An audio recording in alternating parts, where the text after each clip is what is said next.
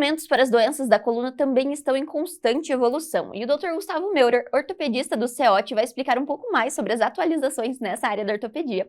Seja bem-vindo, doutor. Muito obrigado pelo convite, Gabriele. É um prazer estar aqui novamente. Então hoje nós vamos falar sobre essas inovações na área da ortopedia, especificamente na área da coluna, que o doutor é especialista.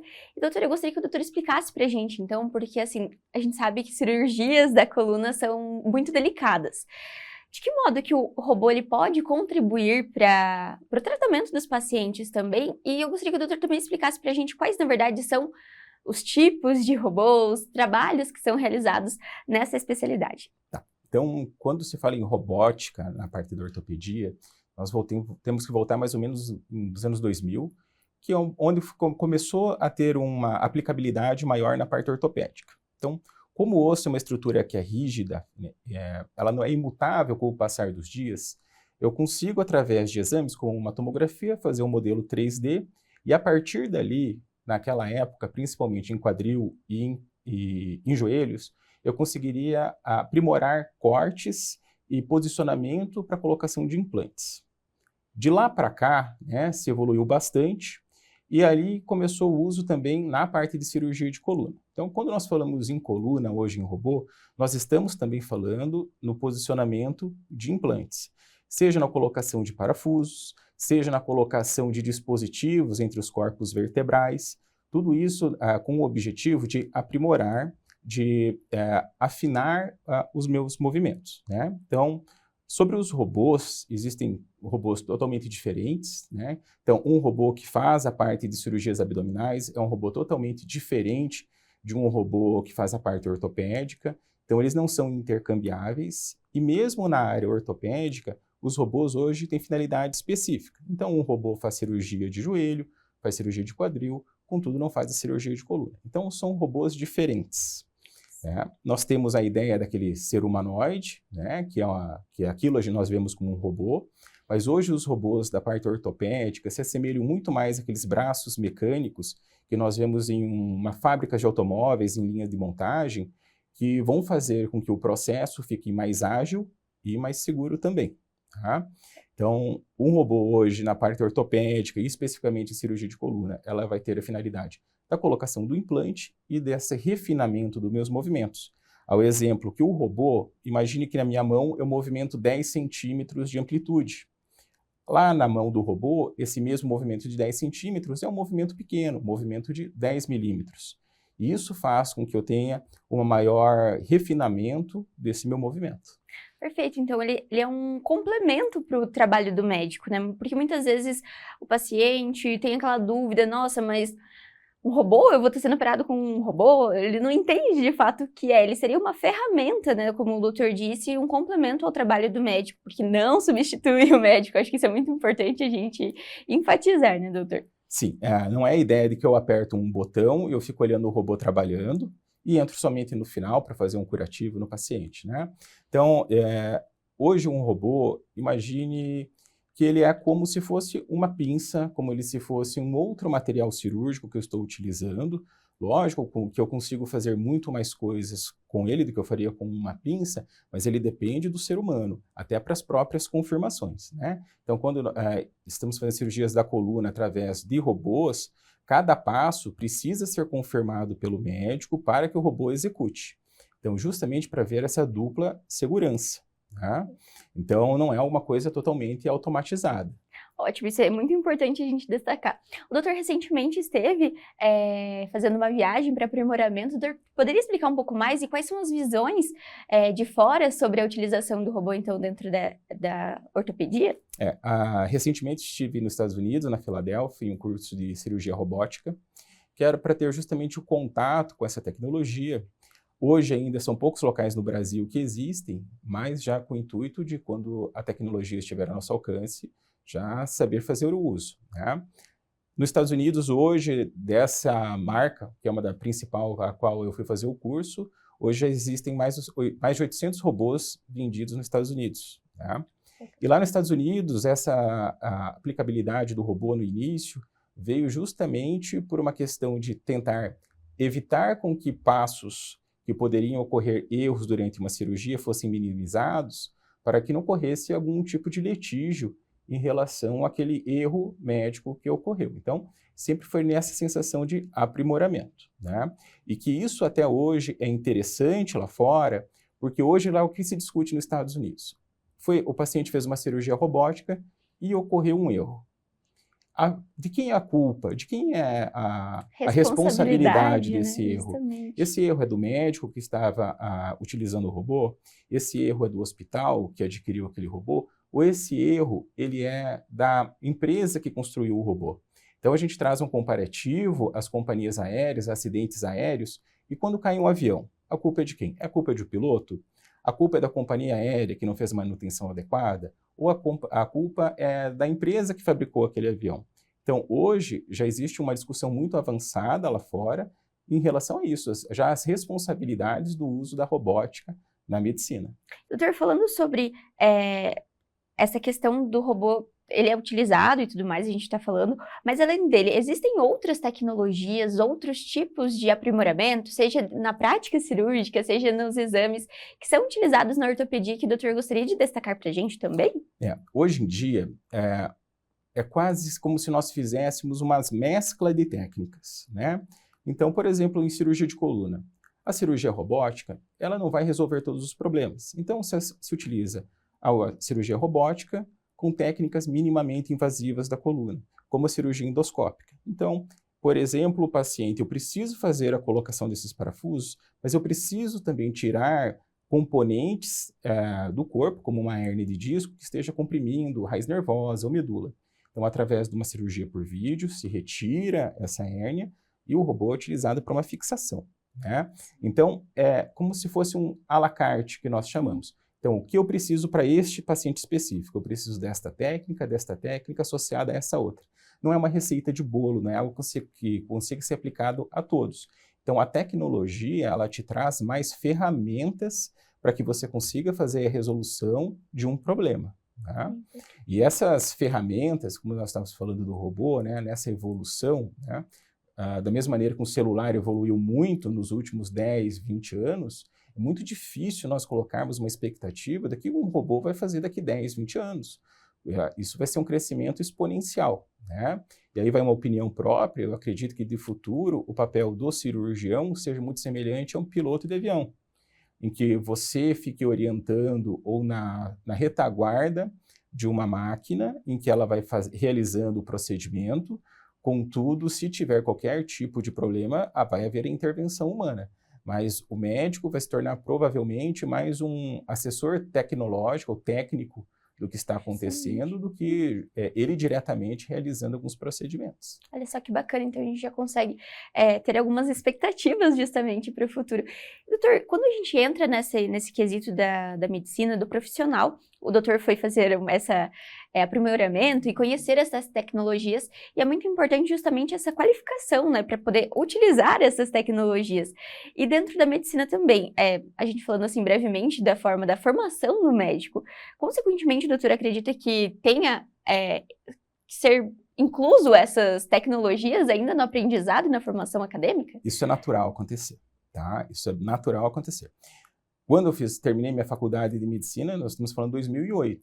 2008, as cirurgias por vídeo, né, seja ortopédicas, artroscopias ou endoscópicas na parte da cirurgia gastrointestinal, nós na época éramos a primeira turma a ter contato com isso já na faculdade. Isso. Nesse local que eu fui fazer o curso, os residentes de ortopedia, eles já têm o contato com o robô. Então, essa familiaridade, conforme é difundida uma tecnologia, ela já vai sendo absorvida através do ensino. E nós vamos abandonando técnicas que são antigas, que não são mais aplicáveis, né? Então, é natural com que isso aconteça. Claro que isso acontece com a velocidade de cada país, com a capacidade de absorção de tecnologia, que quando a gente fala da medicina, ela tem um custo muito alto, e aí vai justamente a maneira com que a gente consegue introduzir essas tecnologias no nosso dia a dia. Essa era uma dúvida, inclusive, que eu ia fazer para o doutor. Essa questão, além do caso do procedimento cirúrgico, esse paciente ele precisa de uma reabilitação posteriormente, né? Ele precisa de um acompanhamento, e acredito que seja um acompanhamento multidisciplinar, isso, doutor? Um fisioterapeuta, outros profissionais. O doutor poderia comentar um pouquinho mais também sobre isso? O tratamento de coluna, cirurgia de coluna, ela não é um fim. e ela é um meio. Então, isso explico para o paciente que senta na minha frente no consultório, olha, tudo que nós fizermos a partir de agora é para um fim, a atividade física. Tá? Em geral, a ortopedia, ela resolve problemas muito articulares, mas quem gera movimento são músculos. Então, a melhora muscular, ela vem só através de uma atividade física ativa e que seja exposta a carga e alongamento. Então, é musculação, é pilates, é crossfit, não importa, desde que tenha carga e tenha alongamento. Então, o combinado com o meu paciente sempre é o seguinte, olha, eu vou te ajudar nesse meio. Se eu conseguir através de métodos conservadores, ou seja, sem cirurgia, ótimo.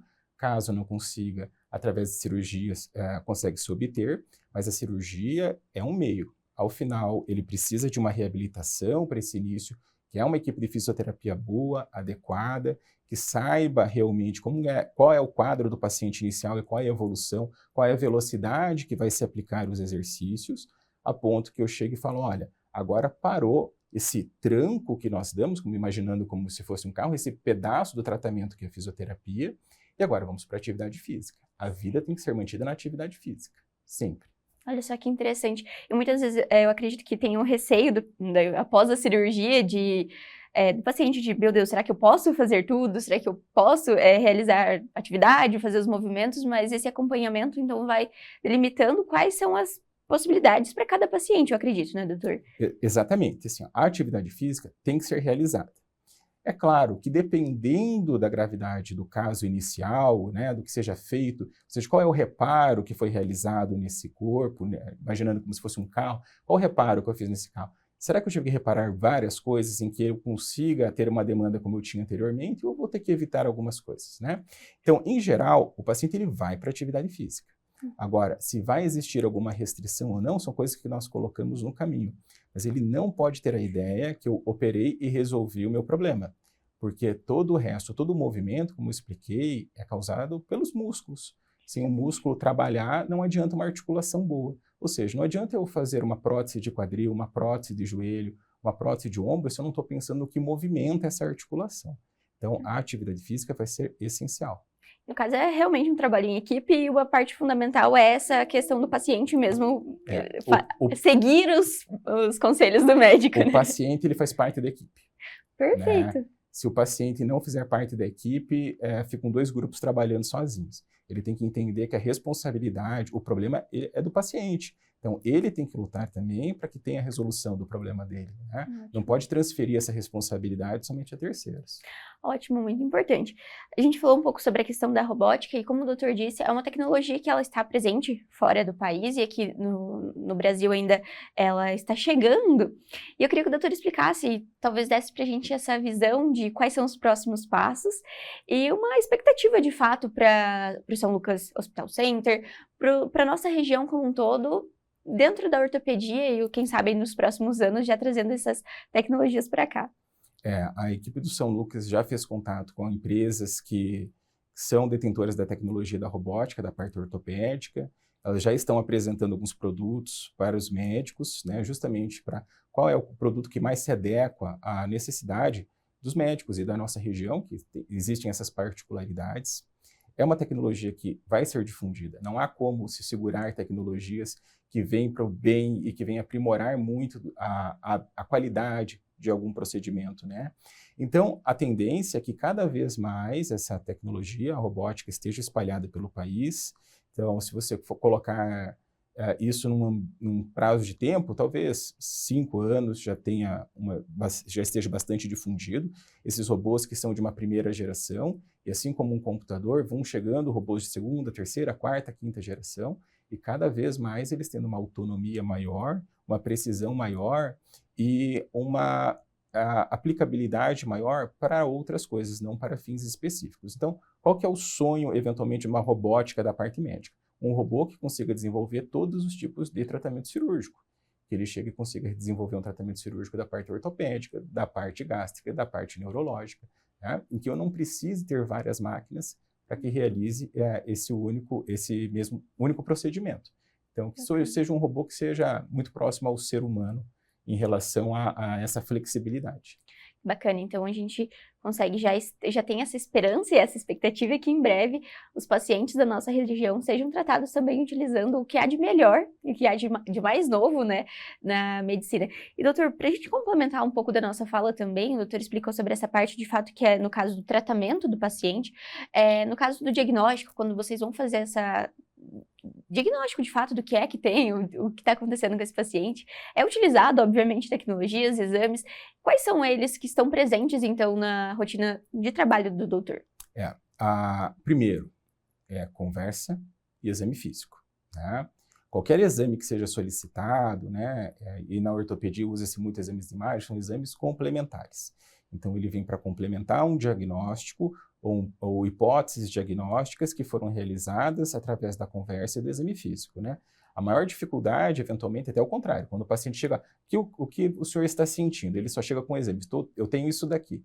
O exame ele não vai te contar o que o paciente sente, né? Então, o exame ele vem justamente para complementar o diagnóstico. Na ortopedia, os exames que usam radiação são ótimos para avaliar ossos. Então, estou falando de raio-x, estou falando de tomografia. Isso é muito utilizado em casos de doenças degenerativas articulares e trauma.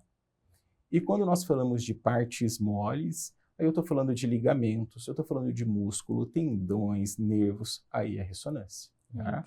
E que a gente encontra tudo aqui dentro do hospital. Né? Então, a grande facilidade nossa, da equipe ter essa proximidade do CEOT e do São Lucas, é que nós temos acesso a todas as tecnologias quando fala assim em diagnóstico de imagem.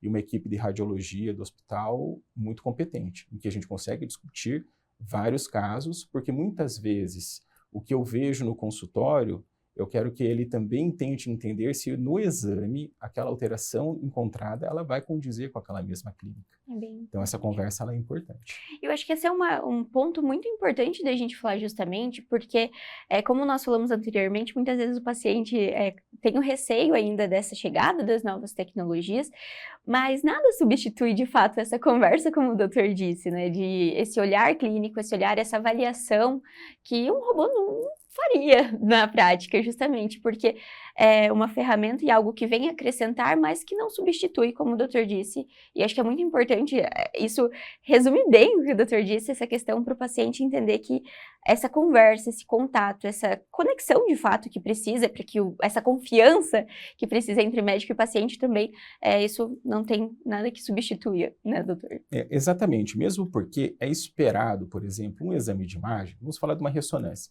é esperado que ela tenha alguma alteração. Por quê? Um exame é uma fotografia. Então, se você tirar uma fotografia minha, você vai falar, Gabriele, descreva minha fotografia. Você vai falar, o Gustavo, ele tem cabelo castanho, fio de cabelo branco, uma ruga do lado do olho. Então, existem alterações que são naturais do tempo acontecerem. Afinal de contas, isso é uma fotografia do tempo. E dentro do seu corpo, a ressonância é uma fotografia da parte interna, que quando você pega um laudo de algum exame, esse laudo ele vai descrever alterações que são naturais do tempo também. Agora, se as alterações encontradas ali, elas são naturais do tempo, ou se elas vão ter algum critério clínico ou patológico, vai depender dessa conversa inicial.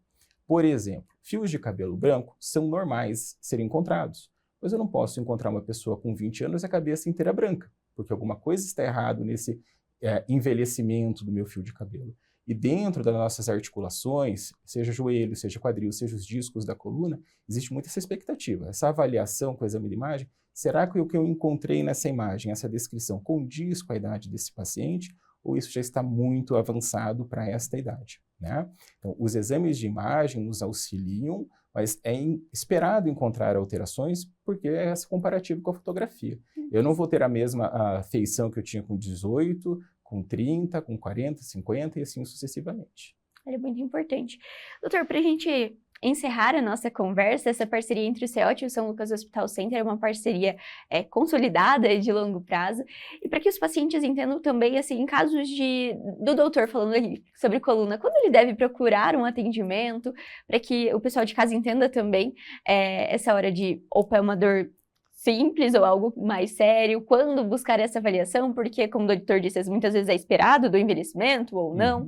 Então, eu gostaria que o doutor encerrasse explicando para a gente, então, essa importância de uma avaliação. Quando se pensa na parte ortopédica, eu estou sentindo uma dor leve, moderada, em que se eu faço repouso, eu melhoro, e essa dor não está ultrapassando 3, 5 dias, tudo bem. É esperado que eu fique resfriado, por exemplo, na minha vida, e os resfriados passem. Então, essas dores articulares, processos inflamatórios, fazem parte do uso do meu corpo.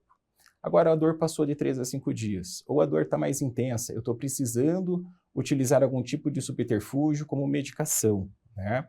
Essa dor está limitando eu fazer minhas atividades do dia a dia. A atividade do dia a dia é o meu trabalho é o trabalho doméstico, é a minha vida pessoal, eu deixo de ir no restaurante, eu deixo de sair, passear porque eu estou com dor, né? Me limito uma atividade física, é hora de procurar um ortopedista, né? E não só dor, e principalmente quando nós falamos em coluna, tem que ter muita atenção a amortecimento, formigamento em membros, alterações de controle urinário, tudo isso pode estar ligado à parte interna da coluna. Então, não é incomum o paciente não ter muita dor, mas chega a consultar comigo com o pé totalmente amortecido, tá? Então, isso vai ser decorrente, muito provavelmente, de uma alteração de algum nervinho, algum fiozinho lá de dentro da coluna que está com curto-circuito, que está causando aquela alteração.